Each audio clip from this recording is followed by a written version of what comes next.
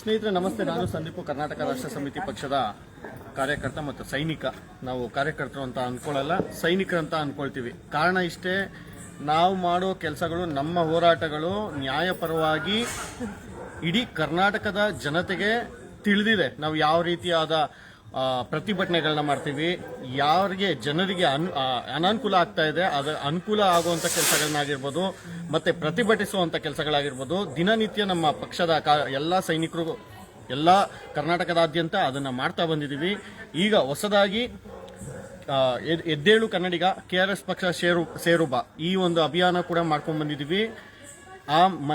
ಆ ಮಧ್ಯದಲ್ಲೇನೆ ಇವತ್ತು ಒಂದು ಯಾವ ಭಾಗ ಅದು ಚಂದಾಪುರದಲ್ಲಿ ಸೂರ್ಯ ಸಿಟಿ ಪೊಲೀಸ್ ಠಾಣಾ ವ್ಯಾಪ್ತಿಯಲ್ಲಿ ಪಟಾಕಿ ಅಂಗಡಿಗಳಲ್ಲಿ ಪಟಾಕಿಯನ್ನ ಖರೀದಿ ಮಾಡಕ್ ಹೋಗಿರ್ತಾರೆ ನಮ್ಮ ಆನೇಕಲ್ನ ಉಸ್ತುವಾರಿ ಆದ ಮಹೇಶ್ ರೆಡ್ಡಿ ಅವರು. ಪಟಾಕಿಯನ್ನ ಖರೀದಿ ಮಾಡೋ ಸಮಯದಲ್ಲಿ ಸರ್ಕಾರಿ ವಾಹನದಲ್ಲಿ ಅಧಿಕಾರಿಗಳು ಬಂದು ಪಟಾಕಿಯನ್ನ ತುಂಬಿಕೊಳ್ತಾ ಇರ್ತಾರೆ ಗಾಡಿಗೆ. ಅದನ್ನ ಪ್ರತಿಭಟಿಸಿ ವಿರೋಧ ಮಾಡಿದಕ್ಕೆ ಅವರು ಒಂದು ಸರಿಯಾದ ಒಂದು ಪಿತೂರಿನ ನಡೆಸಿ ಇವ್ರ ಮೇಲೆ ಒಂದು ಕಂಪ್ಲೇಂಟ್ ನಾವು ಅದನ್ನ ಪರೀಕ್ಷೆ ಮಾಡಕ್ ಹೋಗಿದ್ವಿ, ಅದನ್ನ ಸೀಸ್ ಮಾಡಕ್. ಆ ಮಧ್ಯದಲ್ಲಿ ನಮ್ಮ ಹತ್ರ ನಮ್ಮ ಕೆಲಸಕ್ಕೆ ಅಡ್ಡಿಪಡಿಸಿದ್ರು ಅಂತ ಹೇಳಿ ಒಂದು ಪಿತೂರಿಯನ್ನು ಮಾಡಿ ಒಂದು ಸೂರ್ಯ ಸಿಟಿ ಪೊಲೀಸ್ ಠಾಣೆಯಲ್ಲಿ ಕಂಪ್ಲೇಂಟ್ ಲಾಡ್ಜ್ ಮಾಡಿರ್ತಾರೆ.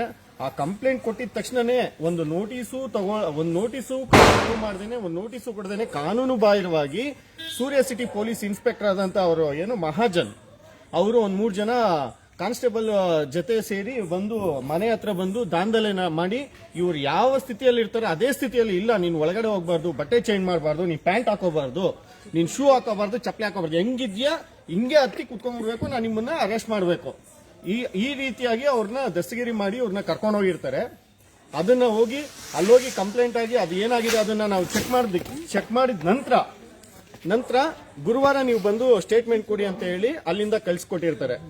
ಸೊ ಈ ವಿಚಾರವಾಗಿ ನಿಮ್ಗೆ ಕರ್ನಾಟಕದ ನಮ್ಮ ಎಲ್ಲ ಆನೇಕಲ್ ಭಾಗದ ಪೇಜಲ್ಲಿ ಎಲ್ಲಾರ್ಗು ತಿಳಿಸುವಂತದ್ದು ಇಷ್ಟೇ. ನಾವು ನ್ಯಾಯಯುತ ಹೋರಾಟ ಮಾಡಿದಾಗ ನಮ್ಮನ್ನು ಪಿತೂರಿ ಮಾಡಿ ಕಂಪ್ಲೇಂಟ್ ಕೊಡೋದಾಗಿರ್ಬೋದು, ಬೇರೆ ರೀತಿಯಾಗ ದೌರ್ಜನ್ಯ ಮಾಡೋದಾಗಿರ್ಬೋದು, ನಮ್ಮನ್ನ ಕುಗ್ಸುವಂತ ಕೆಲಸಗಳನ್ನ ಮಾಡುವಂತದ್ದಾಗಿರ್ಬೋದು, ನಿರಂತರವಾಗಿ ಮಾಡ್ತಾನೆ ಇದ್ದಾರೆ. ಆದ್ರೆ ನಾವು ಅದರ ಬಗ್ಗೆ ಕುಗ್ಗುವಂತ ಮನುಷ್ಯರಲ್ಲ. ನಾವು ಪ್ರಾಮಾಣಿಕವಾಗಿ ನ್ಯಾಯಪರವಾದ ಹೋರಾಟಗಳು ಮಾಡಿಕೊಂಡು ಇನ್ನು ಮುಂದೇನು ಮಾಡ್ತೀವಿ. ಯಾರು ನಮ್ಮ ನ್ಯಾಯಪರವಾದ ಹೋರಾಟವನ್ನು ಕುಗ್ಸಕ್ಕಾಗಲ್ಲ ಅಂತ ಹೇಳ್ತಾ ಮಹೇಶ್ ರೆಡ್ಡಿ ಅವ್ರಿಗೂ ಒಂದೆರಡು ಮಾತಾಡ್ಲಿ ಅಂತ ನಾನು ಕೇಳ್ತಾ ಇದ್ದೀನಿ. ಇಷ್ಟಕರೇ, ಈಗ ನಾನು ಬೆಳಗ್ಗೆ ಮಾಡಿದ್ದು ಏನು ಕಾನೂನು ಬಾಹಿರಲ್ಲ. ಮಾಡಿದ್ದ ತಪ್ಪನ್ನ ಎತ್ತು ತೋರಿಸಿದ್ದು, ಅಧಿಕಾರಿಗಳು ಮಾಡಿರುವ ತಪ್ಪನ್ನು ಎತ್ತು ತೋರಿಸಿದಾಗ ಆಯ್ತು, ಅವ್ರು ಕಂಪ್ಲೇಂಟ್ ಕೊಟ್ಟಿದ್ದಾರೆ, ಕಂಪ್ಲೇಂಟ್ ಮೇಲೆ ನೀವು FIR ಹಾಕಿದ್ದೀರಾ, ಯಾರ್ದೋ ಪ್ರೆಷರ್ ಆಯ್ತು ಅಂತ ನೀವು FIR ಮಾಡಿದ್ದೀರಾ. ಆನಂತರ ನೀವು ಪ್ರೊಸೀಜರ್ ಫಾಲೋ ಮಾಡಬೇಕಲ್ವಾ. FIR ಆಗಿದೆ, ನಾನು ನೋಟಿಸ್ ಕೊಟ್ಟರೆ ನಾನು ನೋಟಿಸ್ಗೆ ಉತ್ತರ ಕೊಡೋದು, ಇಲ್ದಿದ್ರೆ ನೀವು ಕರೆದಿರೋ ದಿನ ಬಂದು ನಾನು ಉತ್ತರ ಕೊಡೋದು, ಏನೋ ಒಂದು ಮಾಡ್ತಾ ಇದ್ದೆ. ನೀವು ಏಕಾಏಕಿ ಬರ್ತೀರಾ, ಜೀಪಲ್ಲಿ ಬರ್ತೀರಾ, ಜೀಪ್ನಿಂದ ಅಲ್ಲಿ ಮನೆ ಹತ್ರ ಬರ್ತೀರಾ, ಏಕಾಏಕಿ ಕಾರ್ಗೆ ಬನ್ನಿ ಅಂತ ನೀವು ನೋಟಿಸ್ ಕೊಡಿ, ನಾನು ಬರ್ತೀನಿ ಅಂತ ನಾನು ಶುರು ಮಾಡಿ ನಾನು ಉತ್ತರ ಕೊಡ್ತೀನಿ, ಇಲ್ಲ ನಾನು ಅದಕ್ಕೇನು ನಮ್ಮ ಲಾಯರ್ ಕಡೆಯಿಂದ ಏನು ಕೊಡಬೇಕು ನಾವು ಕೊಡ್ತೀವಿ ಅಂತ ಕೇಳಿದಾಗ ನೀವು ಸಮಂಜಸವಾಗಿ ಅದಕ್ಕೆ ಉತ್ತರ ಕೊಡಿ, ನೋಟಿಸ್ ಕೊಡಿ. ನೋಟಿಸ್ಗೆ ಉತ್ತರ ಕೊಟ್ಟಿಲ್ಲ ಅಂದಾಗ ನೀವು ಅರೆಸ್ಟ್ ಮಾಡಿ. ನಿಮಗೆ ಆದಂಥ ಕಾನೂನಲ್ಲಿ ಕಾನೂನು ಅಡಿಯಲ್ಲಿ ಏನು ಕೆಲಸ ಇದೆ ಅದು ಮಾಡಿ. ನಿಮ್ಮನ್ನು ಯಾವತ್ತೂ ಅಡ್ಡಿಪಡಿಸೋದಕ್ಕೆ ನಾವು KRS ತಂಡ ಯಾವುದೇ ಕಾರಣಕ್ಕೂ ನಾವು ಬರೋದು. ಆದರೆ ಈ ದಿನ ಯಾರ್ದೋ ಪ್ರೆಷರ್ ಇದೆ, DC ಫೋನ್ ಮಾಡಿದ್ರು, ಇನ್ನೊಬ್ರು DC ಆಗಲಿಲ್ಲಪ್ಪ, ಪ್ರಿನ್ಸಿಪಲ್ ಸೆಕ್ರೆಟರಿ ಫೋನ್ ಮಾಡಿದ್ರೆ ಕೂಡ ನಿಮಗೆ ಕಾನೂನು ಬಿಟ್ಟು ಕೆಲಸ ಮಾಡೋದಕ್ಕೆ ಬರೋದಿಲ್ಲ. ಕಾನೂನು ಅನ್ನೋದೊಂದಿದೆ. ಕಾನೂನಿಗೆ ಬೆಲೆ ಕೊಡಬೇಕಾಗಿರುವ ನಿಮ್ಮ ಕೆಲಸನೇ ಆದ್ಯ ಕರ್ತವ್ಯನೇ ಅದು. ನೀವು ಬಂದ್ರಿ, ನನಗೆ ನೋಟಿಸ್ ಸರ್ವ್ ಮಾಡಿ, ನೋಟಿಸ್ ಮೇಲೆ ನೀವು ನಾನು ಬಂದಿಲ್ಲ ಅಂದಾಗ ನೀವು ಅರೆಸ್ಟ್ ಮಾಡಿದ್ರೆ ಓಕೆ. ನೀವು ಮಧ್ಯಾಹ್ನ FIR ಮಾಡ್ತೀರಾ, ಏಕಾಏಕಿ ನೀವು 3:30-4 ಗಂಟೆಗೆ ಏಕಾಏಕಿ ಮನೆ ಹತ್ರ ಬರ್ತೀರಾ, ಏಕಾಏಕಿ ನನ್ನ ಕರ್ಕೊಂಡು ಕಾರಲ್ಲಿ ಕುಡ್ಸ್ಕೊಂಡು ಹೋಗ್ತೀರಾ. ಏನದು? ಸಮಾಜಕ್ಕೆ ನೀವು ತಿಳಿಪಡಿಸ್ತಾ ಇರೋದೇನು? ದೌರ್ಜನ್ಯವನ್ನ ತೋರಿಸ್ತಾ ಇದ್ದೀರಾ. ಡಿಪಾರ್ಟ್ಮೆಂಟು ಗೌರವ ಕಾಪಾಡ್ಕೊಬೇಕಾಗಿರುವಂಥ ಪೊಲೀಸ್ ಡಿಪಾರ್ಟ್ಮೆಂಟ್ ಈ ಥರ ಮಾಡ್ತಾ ಹೋಗ್ತಾ ಇದ್ರೆ ಜನಗಳು ಮುಂದಿನ ದಿನಗಳಲ್ಲಿ ನಿಮಗೆ ಮರ್ಯಾದೆ ಕೊಡ್ತಾರಾ? ಕಾನೂನಿಗೆ ನೀವು ಬೆಲೆ ಕೊಡಲ್ಲ ಅಂದರೆ ನಿಮಗೆ ಶೋಭೆ ಇರುತ್ತಾ? ದಯವಿಟ್ಟು ಅಧಿಕಾರಿಗಳೇ ಎಚ್ಚೆತ್ಕೊಳ್ಳಿ. ಯಾರೋ ಕೊಟ್ಟಿರ್ತಾರೆ, ನೀವು FIR ಮಾಡಬೇಕು, ಮಾಡಿ. FIR ಬರುತ್ತೆ, NCRಗೆ ಬರುತ್ತೆ, ನೀವು ಮಾಡಿ.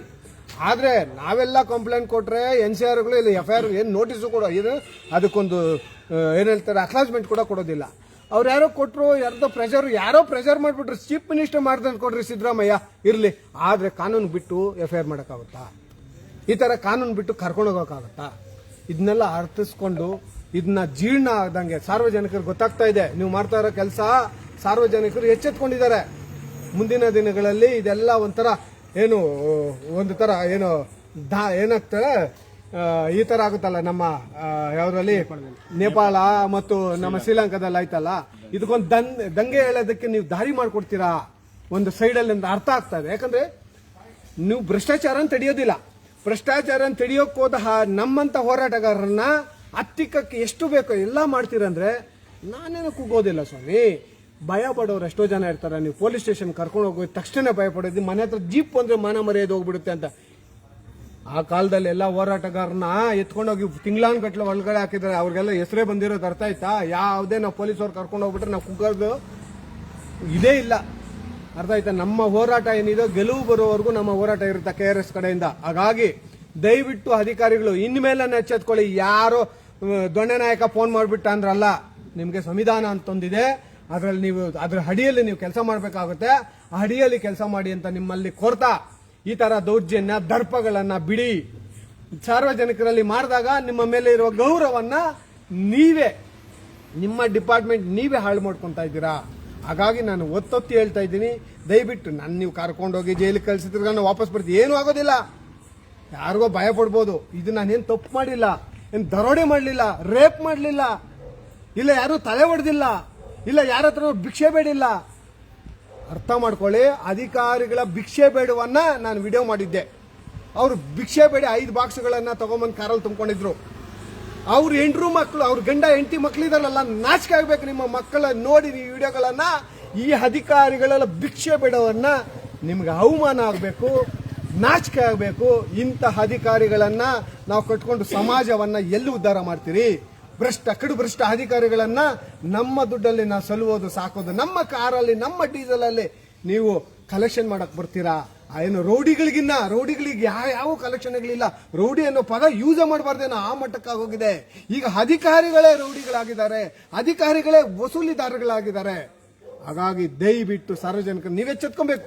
ಬೆಳಗ್ಗೆ ನೀವು ಬಂದ್ರಿ, ನಾನು ಮಾತಾಡ್ತಾ ಹೇಗಾಕಿ ಸುತ್ಕೊಂಡ್ರಿ, ಅವ್ರಿಗೆ ಉಸಿರಾಡಕ್ಕಾಗಲಿಲ್ಲ, ಓಡ್ಬಿಟ್ರು. ಹಾಗಾಗಿ ಅವ್ರೇನು ಕಂಪ್ಲೇಂಟ್ ಕೊಟ್ಟಿದ್ದಾರೆ, FIR ಆಗಿದೆ. ಅದಕ್ಕೆ ಮುಂದಿನ ನಾವು FIR ಹಾಕ್ಸೋಣ, ಮಾಡ್ಕೊಂಡು ಹೋಗೋಣ ಹೋರಾಟ.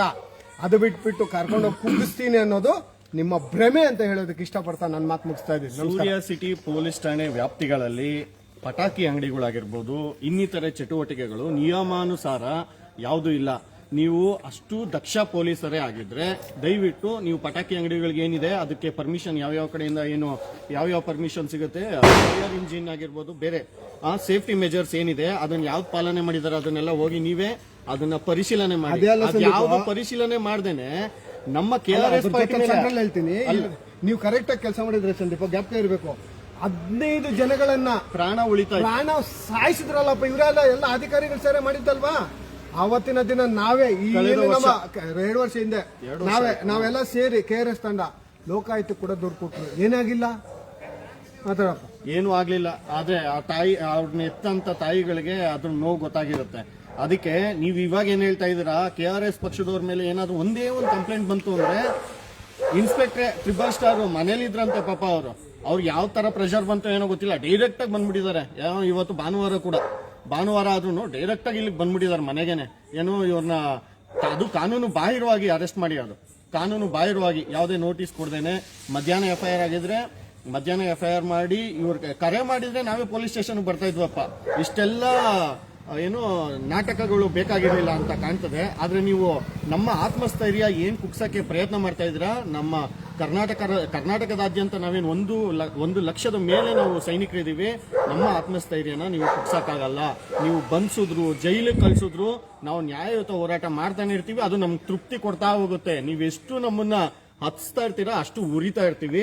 ಇದನ್ನ ತಿಳ್ಕೊಳ್ಬೇಕು. ಮುಂದಿನ ದಿನಗಳಲ್ಲಿ ನೀವೆಲ್ಲ ಬದಲಾಗಬೇಕು. ನಿಮ್ಮ ಬದಲಾವಣೆನೇ ನಮ್ಗೆ ಬೇಕಾಗಿರೋದು.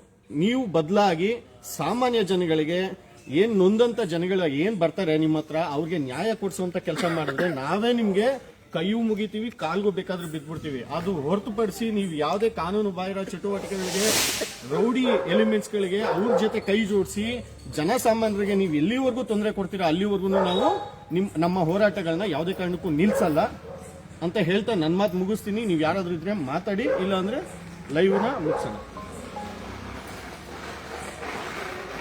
ಕರ್ನಾಟಕ ರಾಷ್ಟ್ರ ಸಮಿತಿ ಪಕ್ಷಕ್ಕೆ ಕರ್ನಾಟಕ ರಾಷ್ಟ್ರ ಸಮಿತಿ ಪಕ್ಷಕ್ಕೆ ರೆಡ್ಡಿ ಅವರಿಗೆ ಜೈ. ನಮಸ್ತೆ ಸರ್. ಸ್ಟಡಿಯಾಗಿ ಇಟ್ಕೊಳ್ಳಿ, ಕ್ರಾಸ್ ಮಾಡಬಾರ್ದು.